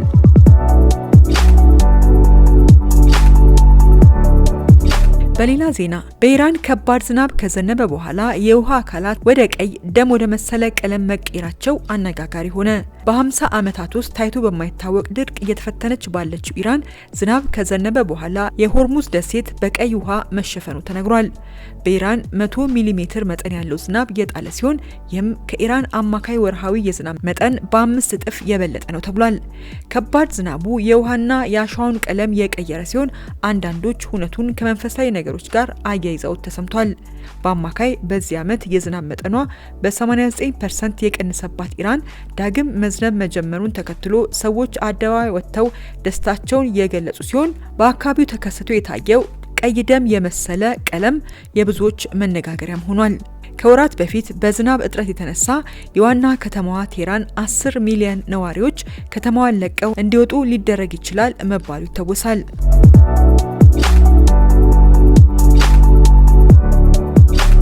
ወደ ቀጣዩ ንለፍ። የአየር ንብረት ለውጥን ተከትሎ ከ1900 ወዲህ አርክቲክ በጣም ሞቃታማውን ዓመት ማሳለፉ ተነገረ። አዲስ በወጣ ሪፖርት መሰረት የማይታወቅ የሙቀት መጨመርና ከፍተኛ የበረዶ መቅለጥ በአርክቲክ ክልል ውስጥ የተመዘገበ ሲሆን በአሁኑ ጊዜ ከሌሎች የዓለም ክፍሎች ፈጣን ሙቀት ተብሎ የተለየው ቀጠና ሆኗል ተብሏል። በዩናይትድ ስቴትስ ብሔራዊ የውቅያኖስና የአካባቢ አየር አስተዳደር የታተመው ዓመታዊ የአርክቲክ ሪፖርት በጥቅምት 2024 እና በሴፕቴምበር 2025 መካከል በአርክቲክ አካባቢ ያለው የአየር ሙቀት ከ1900 ወይም ከ125 ዓመታት ወዲህ የተመዘገበ በጣም ሞቃታማ ወቅት ሆኗል። ባለፈው ዓመት ያልተለመደ ከፍተኛ የሙቀት መጠን በሰሜን ዋልታ ዙሪያ ባለው ክልል ሪፖርት የተደረገ ሲሆን ለ10 ዓመታት ከፍተኛ ሪከርድ መመዝገቡ ተሰምቷል። የሳተላይት ምስሎችን ለመውሰድና ለመለካት ጥቅም ላይ በዋሉባቸው 47 ዓመታት ውስጥ በመጋቢት 2025 የክረምቱ የባህር በረዶ ዝቅተኛው ደረጃ ላይ የደረሰ ሲሆን በሰኔ ወር በአርክቲክ ላይ ያለው የበረዶ ሽፋን ከ6 አስርት ዓመታት በፊት ከነበረው ግማሽ ነበር ሲል ዘገባው አመልክቷል። ወደ ቀጣዩ ንለፍ። የሩሲያው ፕሬዝዳንት ቭላዲሚር ፑቲን አውሮፓውያንን ትንሽ አሳማዎች ናቸው ሲሉ መወረፋቸውን ይመለከታል። አውሮፓውያን ዩክሬንን በመርዳት ጦርነቱ እንዳይቆም በማድረግ የሩሲያን ውድቀት የሚመኙ ናቸው በማለት ፑቲን ተናግረዋል። አውሮፓውያን ከዚህ ቀደም በታሪክ ያጡትን ሁሉ አሁን ሩሲያን በማዳከም ለማካካስ አሰፍስፈዋል። ይህ ግን የሚያዛልቅ አይሆንም ነው ያሉት። ፕሬዝዳንት ፑቲን። ሩሲያ ከአውሮፓ ጋር መደራደር ትፈልጋለች፣ አሁን ያሉት ግን ያልበሰሉ ስለሆኑ አስቸጋሪ ናቸው ካሉ በኋላ የሩሲያ ጦር ምስጋና የሚገባው ነው በማለት ተናግረዋል። አሁን ላይ በዓለም እንደ ሩሲያ ያለ ወታደራዊ አቅም ያለው በጦር ሜዳ የተፈተነ ብሎም ልምድ ያለው ሰራዊት የለም ሲሉ ፑቲን ወታደሮቻቸውን አሞካሽተዋል። በማድመጥ ላይ ያላችሁት የማራናታ ዝግጅት ዜናዎችን ነው። በአውስትራሊያ በአይሁድ ፌስቲቫል ላይ በተከፈተ የጅምላ ተኩስ ቢያንስ 15 ሰዎች መገደላቸው ተሰማ። ታዋቂ በሆነው ቦንዲ የባህር ዳርቻ ላይ 2 ታጣቂዎች የአይሁድ ፌስቲቫል ላይ ጥቃት ፈጽመው ቢያንስ 15 ሰዎች ሲገደሉ በደርዘን የሚቆጠሩ ቆስሏል ሲል የአውስትራሊያ ባለስልጣናት ገልጸዋል። ጠቅላይ ሚኒስትር አንቶኒ አልባኔዝ እሁድ ዕለት የተፈጸመው አውዳሚ የጅምላ ተኩስ የሽብር ድርጊት በማለት ሰይመውታል። በካንዋክ የመጀመሪያ ቀን በአይሁዳውያን አውስትራሊያውያን ላይ ያነጣጠረ ጥቃት ነው ብለዋል። የኒው ሳውዝ ዌልስ ፖሊስ እሁድ ዕለት በተፈጸመው የጅምላ ጥቃት ከሟቾቹ መካከል የ10 ዓመት ሴት ታዳጊ እንዳለችበትም አስታውቋል። 15ቱ ሟቾች እድሜያቸው ከ10 እስከ 57 መሆኑም ይፋ ተደርጓል። ጥቃቱ የተፈጸመው የአይሁዳውያኑ የሃኑካህን በዓል ጅምር ለማክበር ዝግጅት በሚደረግበት ወቅት ነው ሲል ፖሊስ አክሏል። ጥቃቱን የፈጸሙት 2ቱ ታጣቂዎች አባትና ልጅ መሆናቸውን ፖሊስ ተናግሯል። የ50 ዓመቱ አባት ጥቃቱን በከፈተበት ቦታ ህይወቱ ሲያልፍ የ24 ዓመቱ ወጣት በአስጊ ሁኔታ በሆስፒታል ይገኛል ተብሏል። ካንሰር ያለባቸውን ህጻናት በመጠቀም በሚሊዮኖች የሚቆጠር ገንዘብ መሰብሰቡን የቢቢሲ ምርመራ አጋለጠ። አንድ ህጻን ልጅ ካሜራ ፊት ቆሟል። ፊቱ የገረጣና ጸጉርም የሌለው ነው። እኔ 7 ዓመቴ ነው፣ ካንሰር አለብኝ ይላል። እባካችሁ ህይወቴን ታደጓት፣ እርዳታ አድርጉልኝ ሲልም ይናገራል። ከላይ በምስሉ የሚታየው ካሊል መቀረጽ አልፈለገም ነበር ትላለች እናቱ አሌን። ጸጉሩን እንድትላጨው ሐሰተኛ የኦክሲጅን መስጫ ቱቦ በአፍንጫው ላይ እንድታደርግለትና ልደቱ እንደሆነ እንድታስመስል ፊልሙን የሚሰሩት ሰዎች ነግረዋታል። ካሜራ ላይ የሚናገረው ነገር በእንግሊዝኛ ቋንቋ ተጽፎም ተሰጥቶታል። እያለቀሰ እንደሆነ ለማስመሰል ደግሞ ተልጦ የተከተፈ ሽንኩርትና ሜንቶል ተሰጥቶታል። የተደረገው ሁሉ የተቀነባበረ ቢሆንም ሀሊል ግን በእውነትም የካንሰር በሽተኛ ህፃን ነው። በካሊል ስም የተዋጣው ገንዘብ $27,000 ገደማ እንደሆነ ቢቢሲ ደርሶበታል። ነገር ግን ለህፃኑ እናት የተነገራት መዋጮው እንዳልተሳካ ነው። ለፊልሙ ቀረጻ ብቻ $700 የተሰጣት ሲሆን ከ1 ዓመት በኋላ ህፃኑ በካንሰር ህመም ሞተ። የቢቢሲ የምርመራ ዘገባ እንደሚያሳየው በመላው ዓለም በሽተኛ ልጅ ያላቸው ቤተሰቦችን ተጠቅመው ገንዘብ የሚያጭበረብሩ ብዙዎች ናቸው። በርካቶች ባለማወቅ እርዳታ እየሰበሰብን ነው ለሚሉ ሰዎች ገንዘባቸውን ሰጥተዋል። ከተሰበሰበው እርዳታ ጥቂት ገንዘብ ያገኙ አሊያም በሂሳቤስቲን ሳንቲም ያላገኙ እንዲሁም የእርዳታ ማሰባሰብ ዘመቻ እየተደረገ እንዳለም እንኳን የማያውቁ በርካታ ቤተሰቦችም ተገኝተዋል። ከነዚህ መካከል 9 ቤተሰቦች በተመሳሳይ ኔትወርክ የተጭበረበሩ ሲሆን በስማቸው $4 ሚሊዮን ገደማ ቢሰበሰብም የደረሳቸው በጣም ጥቂት ነው ተብሏል። የዚህ ኔትወርክ ሚስጥር ያሾለከ የድርጅቱ ሰራተኛ እንደሚለው መልከ መልካምና ከ3 እስከ 9 ዓመት ያሉ የካንሰር ተጠቂ ጸጉር የሌላቸው ህጻናት ለቀረጻ እንደሚመረጡ ተናግሯል። በዩቲዩብ ላይ ከተለያዩ ዓለማት የሚገኙ የበሽተኛ ህጻናት ቪዲዮዎች ተለጥፈዋል። ብዙዎችን የሚያመሳስላቸው ነገርም አላቸው። በጥንቃቄ የተቀረጹ ናቸው። በርካታ ገንዘብ ተዋጥቶላቸዋል።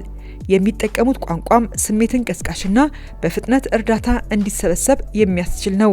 እነዚህ ወላጆች ከኮሎምቢያ እስከ ፊሊፒንስ የሚገኙ ሲሆን በዩክሬንም በተመሳሳይ የእርዳታ ጥሪ የሚያቀርቡ ቪዲዮዎች ተቀርጸዋል። በእነዚህና መሰል ድርጅቶች በኩል በበርካታ ሀገራት ለሚገኙ የካንሰር ታማሚ ህጻናት ስም በሚሊዮን ዶላር የሚቆጠር ገንዘብ የተሰበሰበ ሲሆን ለታማሚዎቹ ሳይደርስ በአጭበርባሪዎች መመዝበሩን የተደረገው ምርመራ ይፋ አድርጓል።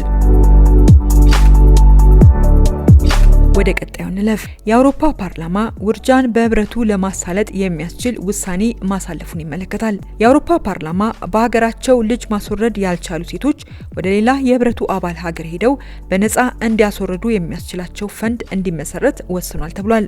እንደ ማልታ ባሉ የአውሮፓ ህብረት አባል ሀገራት ውርጃ በማንኛውም ሁኔታ የማይፈቀድ ሲሆን፣ በሌላኛው ጽንፍ ደግሞ እንደ ፈረንሳይ ያሉ ሀገራት ውርጃን ህገ መንግስታዊ መብት አድርገውት ይገኛሉ። በርካታ የአውሮፓ ሀገራት ውርጃ ላይ ቁጥጥር ለማድረግ አዳዲስ ህጎችን እያወጡ ባሉበት ሁኔታ ፓርላማው ድምጼ ምርጫዬ በሚል ከ1 ሚሊዮን በላይ ሰዎች ፊርማ አሰባስበው ያቀረቡትን ጥያቄ ተቀብሏል ተብሏል። ውሳኔው በመጪው መጋቢት ወር በአውሮፓ ከፍተኛ ኮሚሽን ተቀባይነት ካገኘ ወደ ስራ ሲገባ በሀገራቸው ልጅ እንዳያስወርዱ የተከለከሉ ሴቶች ወደ ሌላ የህብረቱ አባል ሀገር ሄደው በነፃ ማስወረድ ይችላሉ ተብሏል። ፓርላማው በውሳኔው የውርጃ መብት ለአውሮፓ ህብረት የመሰረታዊ መብቶች ቻርተር ውስጥ እንዲካተትም ጠይቋል ተብሏል። ውሳኔው በርካቶች ነፃነትን የሰጠ ነው ብለው ሲያሞግሱት፣ በሌላኛው ጎራ ደግሞ የሰዎችን ህይወት አደጋ ላይ የሚጥል ኢሰብአዊ ተግባር ነው በማለት ተቃውመውታል። በናይጄሪያ 13 ሰዎች ከቤተ ክርስቲያን ታፍነው መወሰዳቸው ተሰማ። በማዕከላዊ ናይጄሪያ ኮኒ ግዛት ታጣቂዎች 13 ሰዎችን ከቤተ ክርስቲያን አፍነው ወስደዋል ተብሏል። ይህ በሳምንታት ውስጥ የተፈጸመ ሁለተኛው ጥቃት ሲሆን ዊኒንግ ኦል ወደ ተባለ የኢቫንጀሊካል ቤተ ክርስቲያን ገብተው ሰዎችን አግተው ወስደዋል ተብሏል። አዚኬሪ በሚባለው መንደር ውስጥ የእሁድ ማለዳ የጸሎት ስነ ስርዓት እየተከናወነ ሳለ ነው ጥቃቱ የተፈጸመው። ከ2 ሳምንት በፊት ታጣቂዎች በኢጃባ በተባለ ከተማ ቤተ ክርስቲያን ውስጥ ገብተው የቤተ ክርስቲያኗን መጋቢ ባለቤታቸውና 7 ምዕመናንን አፍነው መውሰዳቸው ተዘግቦ ነበር።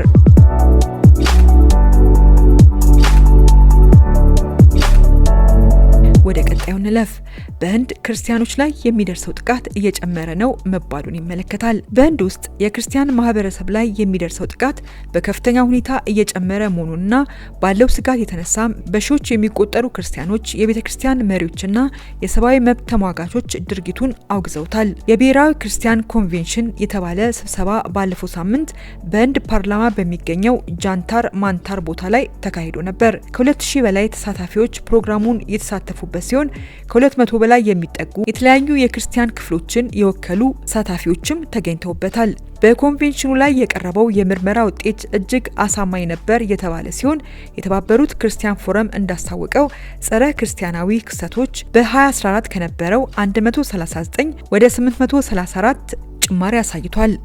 በሀገሪቱ ውስጥ የጸረ ክርስቲያን ጥቃቶች ቁጥር በ10 ዓመታት ውስጥ በከፋ ሁኔታ ጨምሯልም ተብሏል። እነዚህ ጥቃቶች የቤተ ክርስቲያንን ንብረት ማውደም፣ የሃይማኖት መሪዎችን ግድያና አካላዊ ጥቃቶች እንዲሁም የግዳጅ ሃይማኖትን ለመቀየር የሚደረጉ ሙከራዎችን ያጠቃልላልም ተብሏል። ለዕለቱ የመጨረሻ ወዳደረግነው ዜና እንለፍ። ቻይና በፈረንጆቹ 2030 በዓለም ትልቁ የክርስቲያን ቁጥር የሚገኝባት ሀገር ልትሆን እንደምትችል መገለጹን ይመለከታል። ቻይና በአሁኑ ወቅት በዓለም ላይ ከፍተኛ የክርስትና እምነት ተከታዮች ቁጥር እድገት ከሚታይባቸው ቀዳሚ ሀገራት ተርታ መሰለፏን ተመራማሪዎች ገልጸዋል። አሁን ያለው የእድገት ፍጥነት በዚህ የሚቀጥል ከሆነ በፈረንጆቹ 2030 የሀገሪቱ የክርስትና እምነት ተከታዮች ቁጥር 247 ሚሊዮን ሊደርስ እንደሚችል ተጠቁሟል። ይህም ቻይናን በዓለም ላይ ከፍተኛ የክርስቲያን ቁጥር የሚገኝባት ቀዳሚ ሀገር ያደርጋታል ተብሏል። በሀገሪቱ ውስጥ በሃይማኖታዊ እንቅስቃሴዎች ላይ ጥብቅ የመንግስት ቁጥጥርና ደንቦች ቢኖሩም እምነቱ በመንግስት በተመዘገቡ አብያተ ክርስቲያናትና በየቤቱ በሚደረጉ መደበኛ ያልሆኑ የጸሎት መርሃ ግብሮች አማካኝነት በከፍተኛ ሁኔታ እየተስፋፋ ይገኛል ተብሏል። የዘርፉ ምሁራን ለዚህ ፈጣን እድገት እንደ ዋና ምክንያት የሚጠቅሱት በሀገሪቱ እየታየ ያለው ማህበራዊ ለውጥና ከፍተኛ የከተሞች መስፋፋት ናቸው። በተጨማሪም በተለይ በአዲሱ ትውልድ ዘንድ የሚታየው ጥልቅ የሆነ የህይወት ትርጉም ፍለጋ ለአማኞች ቁጥር መጨመር ከፍተኛ አስተዋጽኦ ማድረጉ ተገልጿል። እነዚህ ምክንያቶች በተለያዩ የሀገሪቱ ክፍሎች አዳዲስ የእምነት ማህበረሰቦች እንዲፈጠሩና እንዲጠናከሩ ምቹ ሁኔታ መፍጠራቸው በዘገባው ተመላክቷል። ቻይና ይህንን ግዙፍ የክርስቲያን ቁጥር የምታስተናግድ ከሆነ በዓለም አቀፍ የሃይማኖት ስብጥርና በሀገሪቱ ማህበራዊ መዋቅር ላይ ትልቅ ለውጥ እንደሚያመጣም ይጠበቃል ተብሏል። ለዕለቱ ያዘጋጀንላችሁ ከተለያዩ ሀገራዊና ዓለም አቀፍ መገናኛ ብዙሃን ያገኘናቸው መረጃዎች እነዚህ ነበሩ። ከቀጣዮቹ የማራናታ ፕሮግራም ዝግጅቶች ጋር መልካም ቆይታ ይሆንላችሁ። ሰላም ለእናንተ ይሁን።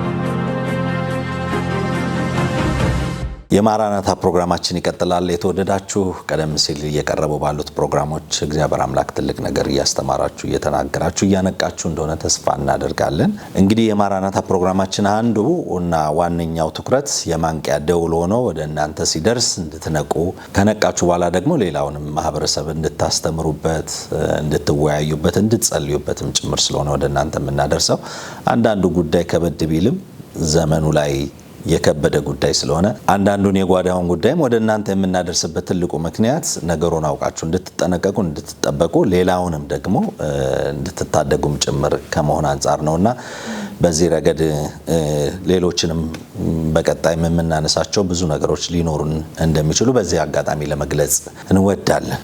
ዜና ማራናታ ጥሩ ቆይታ አድርገናል። አሁን ደግሞ በቀጣይ ስለ አርቲፊሻል ኢንተለጀንስ የነገ ስጋት የሚል ፕሮግራም አዘጋጅተናል። ከዚህም በፊት ቀርቦ ነበር፣ ግን ዛሬ ደግሞ ልንደግመው ወደናል። የሰው ሰራሽ አስተውሎት እንግዲህ በተለያየ ጊዜ ከመነሻው ጀምሮ ራሱን እያሻሻለ የመጣበት ሁኔታ ነው ያለው። መድረክ ላይ ቆሞ እስከ መዘመር እስከ መስበክ የሚደርስበትም ሁኔታ እንዳለ እያየን ነው። በተለያዩ ሴክተሮች፣ በሕክምናው፣ በምህንድስናው፣ በተለያዩ የግብርና እንዲሁም በማኑፋክቸሪንግ ኢንዱስትሪ ውስጥ የራሱን ድርሻ እየጣለ ያለበት ሁኔታ አለ። ከዚያም በተጨማሪ ደግሞ የራሱ የሆነ ደግሞ ሊሚቴሽን አለው። ምንድነው? ብዙ ሰዎች ስራ ያሳጣል ተብሎም እየተገመተ ነው። እንዲሁም ደግሞ የማገናዘቡ ሁኔታ እንደ ሰው ላይሆን ይችላል። እሱም ላይ ጉዳት ያመጣል።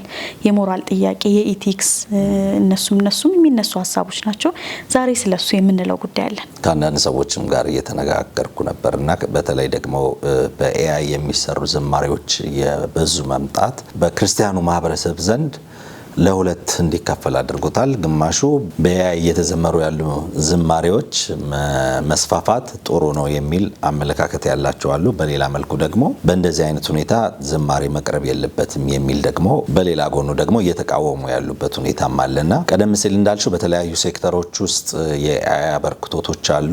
ግን ደግሞ በመንፈሳዊ ነገሮች ውስጥ ኤአይ ገብቶ መሰራት አለበት ብዬ እኔ ከማያምኑት ወይም ከማይቀበሉ ሰዎች ውስጥ አንዱ ነኝ። በኤአይ የሚዘመሩ ዝማሬዎች መንፈስ የሌለባቸው ቴክኖሎጂ ውጤቶች ናቸው። ለማሳመር የሚደረግ ነገር ካለ ናቹራል የሆነውን የሰውየውን ትክክለኛ ነገር በዛ መጠቀም ይቻላል።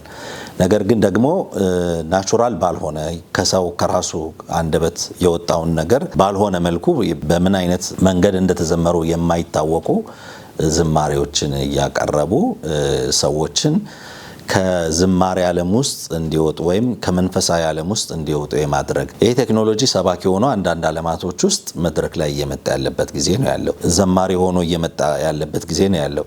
ስለዚህ መንፈሳዊውንም ዘርፍ እሱ እንዲመራ ነው የሚፈለገው ወይንስ አልገባኝም። እና ይህንን የሚቀበሉ ሰዎች እስከዚህ ደረጃ ድረስ ነፍሳት ጥሪ ያደርጋሉ ወይ ይጸልያሉ ወይ? አሁን ብዙዎቻችን የምናደርገውን ነገር በኤአይ ማድረግ ይቻላል እያለን እየተቀበልን ነው መሄድ ያለብን ወይንስ ለኤአይ ትተን እኛ ተመልካች ቁጭ ብለን የምንመለከት በኤአይ የሚጸለይልን እንደዚህ አይነት ማንነት እንዲኖረን እየተፈለገ ነው ወይ የሚለውን ነገር ዛሬ ላይ ቆም ብለን ልናስብ ይገባል። ሌሎች ዓለማት ላይ በኤአይ የሚሰብኩ ሰባኪዎች፣ ዘማሪዎች፣ የተለያዩ አገልግሎት የሚሰጡ እየመጡ ያለበት ጊዜ ነው ያለ ነውና ዛሬ መዝሙሩን ከተቀበልን ነገ ደግሞ ዴሊቨረንሱንም ሂሊንጉንም ስብከቱንም አደባባዩንም ሁሉንም ነገር ወደዛ ልናስተላልፍ ነው ወይ የሚለው ነገር ልንጠይቀው የሚገባ የነገ ደግሞ የቤተ ክርስቲያን ስጋትም እንደሆነ ልናውቅ ይገባል ብዬ አስባለሁ። እኔም አንድ ነገር ስታወራ ምንድነው እያስተዋልኩ ያለሁት እንዴት ነው መንፈስ ቅዱስ ራሱ ለሰዎች የሚሰጠው ምሪት አለ። በተለይ ቸርች ላይ ደግሞ ሰው ፕሮግራም ሲመራ፣ ሲዘምር፣ ቃል ሲያካፍል በመንፈስ ቅዱስ ተመርቶ እንዲሆን ቀድሞ ይጠይቃል። ሲጸለይም ብዙ ጊዜ እነዚህን ልምምዶች እንሰማለን። ይህም ፕሮግራም እኛ ራሱ ከመጀመራችን በፊት መንፈስ ቅዱስ እንዲመራን አሳልፈን እንሰጣለን። ኤአይ ይሄን ሊያደርግ አይችልም። ከመንፈስ ቅዱስ ጋር ምንም አይነት ኮኔክሽን ሊኖረው ይችላል ብዬ እኔ አላምንም። በግሌ ሊሆንም አይችልም። ምን አይነት ቴክኖሎጂ መጥቶ ያንን ሊሰራ ይችላል? ይሄ ፍጹም ከእውነት የራቀ ነገር ነው። ከዚያ በተጨማሪ ዝማሬ ትልቅ መልእክተኛ፣ አንድ ሰው ዘማሪ ነው ስንል መልእክትን ከእግዚአብሔር ተቀብሎ በዜማ አዋስቶ ከዚያ ነው ለተመልካች ወይም ደግሞ ለሚያዳምጡት የሚያደርሰው። ያን ነገር ኤአይ ማድረግ አይችልም። ማሽን ነው። የምንሰጠውን ነገር ነው አውጥቶ ሊሰጥ የሚችለው።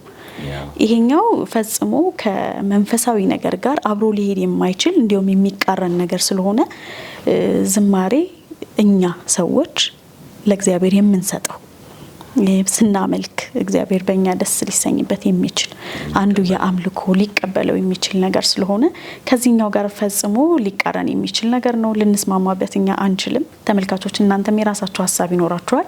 የመጽሐፍ ቅዱስም እውነት የሚያስተምረን ነገር አለ። ዛሬ ግን እኛ ስለ አርቲፊሻል ኢንተለጀንስ ወይም ኤአይ የነገ ስጋት በተለይ ከፈጣሪዎቹ ጋር በተገናኘ ሳይንቲስት ሂዩንተን የሚናገረው ነገርም አለ። እሱንም አጠቃለን ለተመልካቾች የምናደርስ ይሆናል። የጸጋ ስጦታ ለቤተ ክርስቲያን የተሰጠ እንጂ ለኤአይ የተሰጠ አይደለም። ይህንን መቀበል የለብንም፣ ማበረታታትም የለብንም፣ ቢቻልም መስማት የለብንም። ምንም መንፈስ የሌለውን ነገር እየሰማን ይህንን ማበረታታት ከእግዚአብሔር ጋር እንደመጣላትም ብናስበው ወይም ደግሞ የእግዚአብሔር መንፈስ ምሪት የሌለበትም ነገር እንደሆነ አስበን ልንጠነቀቅ ይገባል። ለማንኛውም ወደ ፕሮግራሙ እንለፍ። ተከታትለን እንመለሳለን። መልካም ቆይታ። ሰው ሰራሽ አስተውሎት ኤአይ አባት የሚባሉት ሳይንቲስት መጪው ዘመን አስፈሪ ነው ማለታቸው በቅርቡ ተሰምቶ ነበር። የሰው ሰራሽ አስተውሎት አባት ነው የሚባሉት ጄፍሪ ሂልተን ቻትጂፒቲ የሰው ሰራሽ አስተውሎት ፈጠራዎች ለጊዜው ከሰው ልጅ በላይ አልሆኑም፣ በጊዜ ሂደት ግን የሰው ልጅ ይቆጣጠሩታል የሚል ስጋት አለኝም ብለዋል። የዶክተር ሂንተን በሰው ሰራሽ አስተውሎት ልዕቀት ዙሪያ ያደረጓቸው ጥናትና ምርምሮች ቻትጂፒቲን ለመሰሉ ትልልቅ ስራዎች መፈጠር መሰረት የጣሉ ናቸው። የብሪታንያና ካናዳ ጥምር ዜጋ የሆኑት ሳይንቲስት የአስተውሎት ስነ ልቦና ኮግኒቲቭ ሳይኮሎጂስትና የኮምፒውተር ሳይንስ ዝነኛ ተመራማሪ ናቸው። ከጎግል መልቀቃቸውን ይፋ ካደረጉ በኋላ ከቢቢሲ ጋር በነበራቸው ቆይታ ቻትቦት በቅርብ ጊዜ የሰው ልጅ አእምሮ ሊሸከመው የሚችለውን መረጃ በተሻለ ሊሰንድ ይችላል ብለዋል። ይህንን ሲያብራሩም ለምሳሌ አሁን ጂፒቲ በጠቅላላ እውቀት መኖር ዙሪያ ካየነው የሰው ልጆችን በሙሉ ይበልጣል። በምክንያታዊነት ሚዛናዊነት ካየነው ግን ገና ከሰው ልጅ አቅም አልደረሰም። ነገር ግን ምክንያታዊነትና መክንዮ ቀስ በቀስ ተምሮ የሰው ልጅ ሊልቅ ይችላል ብለዋል። ሳይንቲስቱ ዶክተር ሃንተን ጨምረውም አሁን ባለው የእድገት ፍጥነት የሰው ሰራሽ አስተውሎት የሰው ልጅ አስተውሎቱን በልጦ ለመገኘት ብዙ ዘመን አይወስድበትም በማለት ስጋታቸውን ገልጸዋል። የሰው ልጆችንና ቻትቦትን በማወዳደር አደገኛነቱን ሲያስረዱ 10,000 ሰዎችን ለማሰልጠንና አንድ ቦታ ለማድረስ የሚወስደውን ዘመን በማሳያነት በመጥቀስ ሰው ሰራሽ አስተውሎት ግን አንድን መረጃ አንድ ጊዜ ከተማሩት በኋላ በቅጽበት 10,000 ማሽኖችን አወቁት ማለት ነው። ይህ ደግሞ ለሰው ልጅ ስጋት አለው ብለዋል። የሰው ሰራሽ አስተውሎት አርቲፊሻል ኢንተለጀንስ ኤአይ አባት የሚባሉት ሳይንቲስቱ ዶክተር ሂንተን ሰው ሰራሽ አስተውሎት ላይ እየተሰራ ያለው ነገር አሳስቧቸው ስራ መልቀቃቸውን ተናግረዋል። ለመሆኑ የሰው ሰራሽ አስተውሎት ወይም ኤአይ ምንድን ነው? የዘርፉ ተመራማሪዎችስ ላይ ይህንን አይነት ስጋት የፈጠረው ለምን ይሆን? ከቅርብ ዓመታት ወዲህ አርቲፊሻል ኢንተለጀንስ ኤአይ በሳይንስና በሁሉም ማህበረሰብ ውስጥ በጣም ታዋቂ ከሆኑ ርዕሰ ጉዳዮች ውስጥ አንዱ እየሆነ ይገኛል። ሰው ሰራሽ የማሰብ ችሎታ ወይም ኤአይ የሁሉም ማሰብ ችሎታ ባህሪያትን አቃፊ የሆነ ሲሆን ቃሉ የመጣው ጥበብን የሚወድ ከሚለው የግሪክኛ ቃልና ከላቲን ብልህ ከሚለው ቃል ነው። ይህ ቴክኖሎጂ የሰው ልጅ ባህሪ የሚመስል በኮምፒውተር ላይ የተመሰረተ ስርዓት በመሆኑ አርቲፊሻል ኢንተለጀንስ በመባል ይጠራል። ሰው ሰራሽ የማሰብ ችሎታ ወይም ኤአይ ኮምፒውተሮች የማሰብ ችሎታ ያላቸውን ባህሪያት እንዲያሳዩ ለማድረግ ጥናትን የሚያከናውን የኮምፒውተር ሳይንስ ዘርፍ ነው። የፊት ገጽታን ከመለየት ጀምሮ ለሚነገሩ ትዕዛዞች ምላሽ መስጠትና ሌሎች ውስብስብ ችሎታዎችን ያካትታል። የአርቲፊሻል ኢንተለጀንስ ታሪክ እንደ ብዙዎቹ የቴክኖሎጂ ዘርፎች የአርቲፊሻል ኢንተለጀንስ ሐሳብ አዲስ ሐሳብ አይደለም። ሐሳቡ ለረጅም ዘመን የቆየ ሲሆን የጥንቶቹ ግሪኮች ለውትድርናና ለንግድ ሥራ የሚረዳቸው የቋንቋ ስርዓትን ለፈጠራ ለአርቲፊሻል ኢንተለጀንስ ጥንተ ታሪክ እንደ መነሻ ይቆጠራል። ከሺህ ዓመታቶች በኋላ የአርቲፊሻል ኢንተለጀንስ ሐሳብ በድጋሚ ሲነሳ የምናየው በ1950 መገባደጃ ላይ ነው። የመጀመሪያው ጉልህ ክንውን ኤሊዛ በመባል የሚታወቀው ኤአይ መፈጠሩ ነው። ጆሴፍ ዌይዘንባም የተባለው ሰው በ1960ዎች ውስጥ ኤሊዛን አዘጋጀ። ይህም በአርቲፊሻል ኢንተለጀንስ የተነደፈ ውይይትን እንደ የመማርና የማስተማር መንገድ በመጠቀም ሰዎች እርስ በርስ እንዲግባቡ የሚረዳ አሰራር ነው። ከዚያ በኋላ የአርቲፊሻል ኢንተለጀንስ የምርምር መስክ እንደ ቦምብ ፈነዳ። አሁን ላይ የአርቲፊሻል ኢንተለጀንስ መስክ በፈጣን ሁኔታ እያደገ የሚገኝና ብዙ ተቋማት እርስ በርስ የሚፎካከሩበት የቴክኖሎጂ መስክ ሆኗል። ብዙ የቴክኖሎጂ ኩባንያዎች የኤአይን ጥቅም በመገንዘባቸው ስራቸውን ለማሳደግ በስፋት ሲጠቀሙበትና በዘርፉ ምርምርና ጥናት በማድረግ ላይ ይገኛሉ። በሰው ሰራሽ አስተውሎት ማሽን ተምሮ ሰልጥኖ አስደናቂ ክንውኖች ሲፈጽምም ይታያል። ማሽንን ኮምፒውተር ሳይንቲስቶች ያስተምሩታል፣ ራሱን በራሱም ያስተምራል። እየሰለጠነ ችሎታው እያደገ በሄደ ቁጥር ሰው የሚያዘውን ስራ በአስደማሚ ፍጥነትና ጥራት ይከውናል። በዚህም ማሽን ተምሮ ሰልጥኖ ፈጣሪዎችን የሰው ልጆችን ማስገረም ከጀመረ ደግሞ ሰነባብቷል። በዚህ መሰረት ሰዎች ስለ ራሳቸው ከሚያውቁት በላይ ኮምፒውተራቸው ወይም ስልካቸውን ሊያውቅ መቻሉ የሚያስደነግጥ ሊሆን ይችላል። ለዚህም እንደ ማሳያ እንዲሆን የታክሲ አገልግሎት የሚሰጥ ቀላል መተግበሪያን እንመልከት።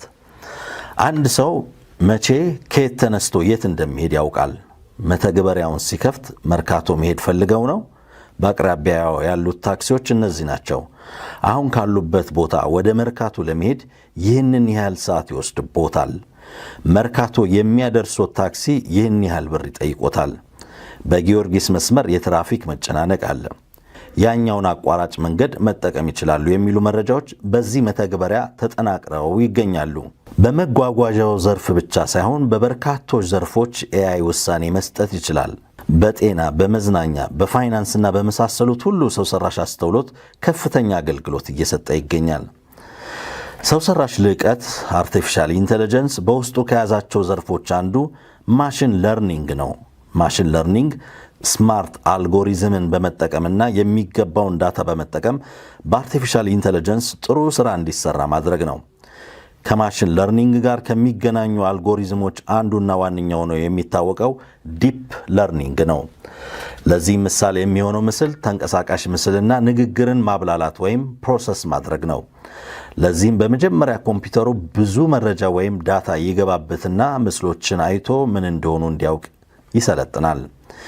ኢሜጅ ሪኮግኒሽን በመባል በሚታወቀው ሂደት ኮምፒውተሩ በሚሊዮኖች ከሚቆጠሩ ምስሎች መካከል ይሄ ቤት ነው፣ ያኛው ውሻ ነው፣ ይሄኛው ኮምፒውተር ነው ብሎ ይለያል። ኮምፒውተሩ ቤት አይቶ ውሻ ነው ካለ መሳሳቱ ይነገረውና ቤት እንደሆነ ይገለጽለታል። በዚህ መንገድ በቀጣይ ስህተቱን ያርማል ማለት ነው።